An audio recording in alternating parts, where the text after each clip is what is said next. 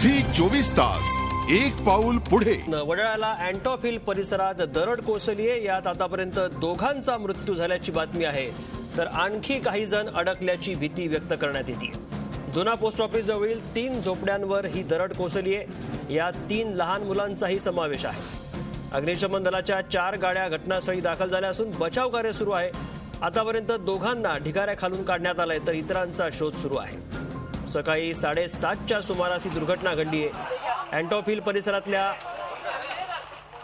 रामदेव बाबा देवराम बाबा चाळीवर ही दरड कोसळली आहे। अधिक जाणून घेऊया, गणेश रुपाले आमचे प्रतिनिधी आपल्यासोबत आहेत। गणेश, काय सध्याची अपडेट? दोघांचा मृत्यू झाल्याचं समजतंय? पंकज, आत्ताच जी थोड्या वेळापूर्वी दोघा जणांना बाहेर काढण्यात यश आलेलं आहे। अग्निशमन दलाच्या जवानांनी किंवा पोलिसांनी, स्थानिक रहिवाशांनी सर्वांनी अथक परिश्रम करून या दोघांना बाहेर काढलेलं आहे। परंतु पोलिसांनी आपल्याला आता जी माहिती दिली, त्यांनी असं सांगितलंय की त्या दोघांच्या मृत्यूची शक्यता असं पोलिसांनी म्हटलेलं आहे, परंतु कन्फर्म नाही केलंय की दोघांचा मृत्यू झालाय। परंतु त्यांच्याशी मी आता बोलताना सांगितलं की दोघांना आम्ही बाहेर काढलेलं आहे आणि त्यापैकी एकाचा मृत्यू झाल्याची शक्यता त्यांनी आम्हाला सांगितलेली आहे, परंतु अजून कन्फर्म माहिती त्यांनी दिलेली नाही।